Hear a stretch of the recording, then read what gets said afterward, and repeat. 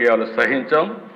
ఎవరి బెదిరింపులకు భయపడే పరిస్థితిలో ఈ ప్రభుత్వం లేదని మరొకసారి హెచ్చరిస్తున్నా, గట్టిగా చెప్తున్నా. లా అండ్ ఆర్డర్ పరిరక్షిస్తాం. లా అండ్ ఆర్డర్ని ఎవరు వైలేట్ చేసినా, ఎవరు వాళ్ళ చేతుల్లో తీసుకోవాలన్నా వాళ్ళందరినీ నిర్మోహమాటంగా హ్యాండిల్ చేస్తాం. మత ఘర్షణల్ని, ఫ్యాక్షన్ రాజకీయాల్ని, రౌడీల్ని, తీవ్రవాద సమస్యని పరిష్కారం చేసే చరిత్ర ఇక్కడుండే మాది. నేరాలు చేయాలనుకుంటే రాష్ట్రం నుంచి బయట పారిపోయే పరిస్థితి వస్తుంది తప్ప ఇక్కడుండి నేరాలు చేసి రాజకీయ ముసుగులో మీ ఇష్ట ప్రకారం ఆడాలంటే మాత్రం జరగనీయకుండా చేస్తామని చెప్పి నేను హెచ్చరిస్తున్నా. మేము నేరాలు చేయం, ఘోరాలు చేయం, కానీ మీరు చేస్తే మాత్రం సహించేది లేదని మరొకసారి హెచ్చరిస్తున్నాను అధ్యక్ష. ఒక పక్కన లా అండ్ ఆర్డర్ కాపాడాలి, అది మన బాధ్యత. ఇంకొక పక్కన మళ్ళీ రాష్ట్రంలో ఆంధ్రప్రదేశ్ బ్రాండ్ని ప్రమోట్ చేసుకోవాలి. 2014 తర్వాత అనేక సమస్యలు ఈరోజు మనకు వచ్చాయి. పెట్టుబడులు పెట్టే పరిస్థితులు లేరు, చాలామంది పారిపోయారు. ఇప్పుడిప్పుడు వాళ్ళందరిని అడుగుతున్నాం, రమ్మంటున్నాం. కొంతమంది రావడానికి కూడా ముందుకు వచ్చినా ఇంకా సమస్యలు ఉన్నాయి. ఈ సమస్యల్లో మీరు చూస్తే 10 లక్షల కోట్ల రూపాయలు పైన అప్పులున్నాయి అధ్యక్ష. 10 లక్షల కోట్ల రూపాయలు అప్పులకు సర్వీసింగ్ చేయాలి, అప్పు కట్టాలి, వడ్డీ కట్టాలి. మళ్ళీ మనం అభివృద్ధి కార్యక్రమాలు చేయాల్సిన అవసరం ఉంది. రాష్ట్ర విభజన జరిగిన రోజు కంటే అధ్వాన్నమైన పరిస్థితిలో ఈరోజు మనం ఉన్నాం.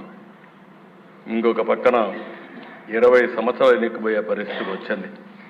అట్లని చెప్పి భయపడి పారిపోవడానికి ఈ కూటమి సిద్ధంగా లేదు.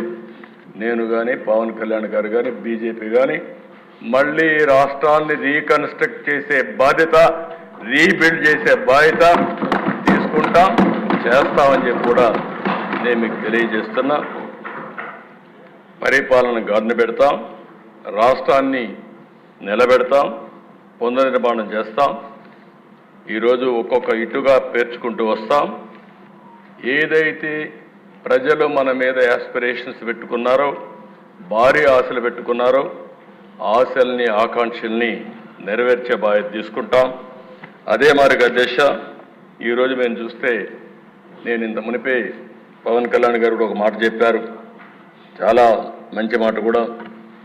మనం ఎవ్వరం కూడా ఇక్కడుండే ఎమ్మెల్యేలు అందరం కూడా గుర్తుపెట్టుకోవాల్సింది, ప్రజలు మనం ఇంత మురుమారిగా ఏదో పెత్తందారి వ్యవస్థ కాదు, మన ఇష్ట ప్రకారం మనం చేయడానికి. నేను అందుకనే మా వాళ్ళని చాలా స్పష్టంగా అడుగుతున్నా, ఇప్పుడు కూడా మళ్ళీ అపీల్ చేస్తున్నా పోలీసులు కూడా. నేను ఎక్కడైనా పోతే సెక్యూరిటీ కోసం ఒక్క నిమిషం మీరు ట్రాఫిక్ ఆపి పంపించండి. ఒకవేళ కాదు అంటే నేను కూడా ఒక 5 నిమిషాలు లేట్ అయినా పర్వాలేదు, నేను ఉంటాను తప్ప ముఖ్యమంత్రి వచ్చాడని హంగామా చేసి మళ్ళా పరదాలు కట్టడం, చెట్లు నరికేయడం,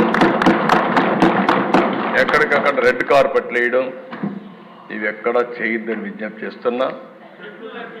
చెట్లు నరికేయడం, ఇంకో పక్కన షాపులు మూసేయడం, స్కూల్స్ మూసేయడం, ఆ స్కూల్ బస్సులన్నీ పంపించడం, హౌస్ అరెస్టులు చేయడం, అక్కడ పోతే అన్ని పార్టీ వాళ్ళని హౌస్ అరెస్టులు చేసి ఎవరిని రోడ్డు మీదకి రాకుండా చేయడం.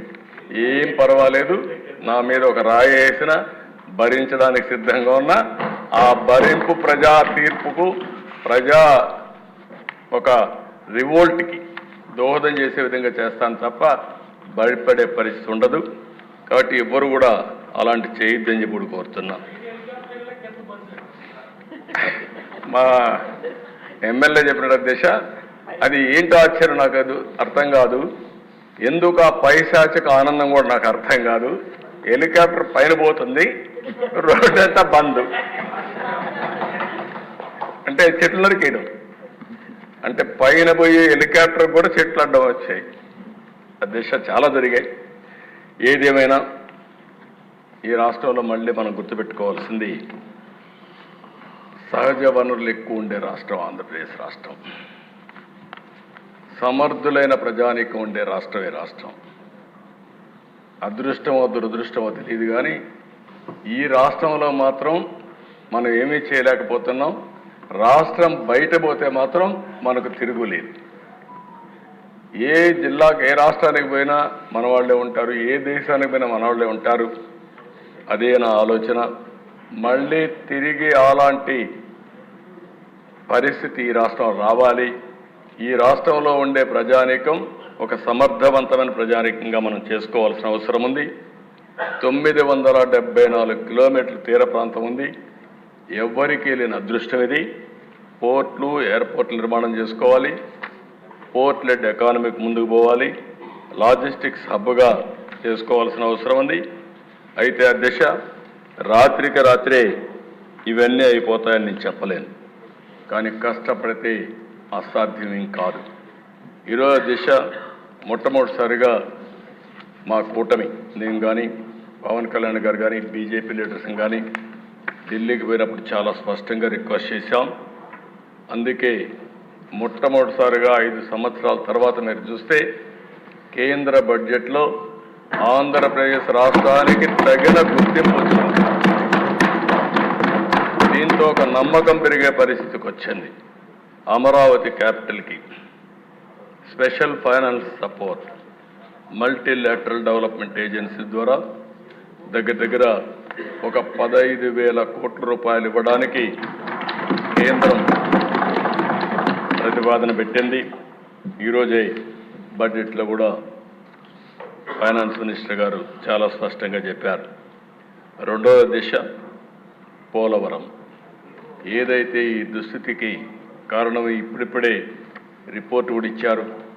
ఆ రిపోర్ట్ ప్రకారం ప్యారలల్ డయాఫామ్ వాల్ కట్టాలని, దాన్ని రిపేర్లు చేస్తే కుదరదని చెప్పి ఇచ్చారు. అది కూడా పూర్తి చేస్తే వీలైనంత తొందరలో మేము పూర్తి చేస్తాం పోలవరం అని కేంద్రం ముందుకు వచ్చింది. దీనికి మనస్ఫూర్తిగా ధన్యవాదాలు తెలియజేసుకుంటున్నా. ఇంకొక పక్కన దిశ ఏదైతే ఈరోజు additional funds for industrial development, essential infrastructure will be provide for water, power, railways, roads ఇవన్నీ ఇవ్వడానికి ఒకటి కొప్పర్తి కడప జిల్లా, రెండోది ఓర్వకల్ కర్నూలు, ఈ రెండుకి కూడా కేంద్రం ముందుకు వచ్చారు. ఇది శుభ పరిణామం.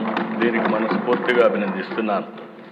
ఇంకొక పక్క దిశ ఏదైతే గ్రాంట్స్ బ్యాక్వర్డ్ డిస్ట్రిక్ట్స్, రాయలసీమ 4 జిల్లాలు, ఉత్తరాంధ్ర 3 జిల్లాలు, ప్రకాశం జిల్లా 1, మొత్తం ఫస్ట్ టైం ప్రకాశం జిల్లా కూడా అడిగా. ప్రకాశం జిల్లా కూడా ముందుకు వచ్చారు. ప్రకాశం జిల్లా దాంట్లో ఇంక్లూడ్ చేశారు. We are very happy. ఎందుకంటే ప్రకాశం జిల్లా బ్యాక్వర్డ్ ఏరియా మొత్తం, అలాంటి జిల్లాకు అన్యాయం జరుగుతున్న ఉద్దేశంతో గట్టిగా అడిగితే ఇది కూడా యాడ్ చేశారు. ఈ 8 జిల్లాలకు కూడా ఆర్థిక సహాయం చేస్తామని ముందుకు వచ్చారు.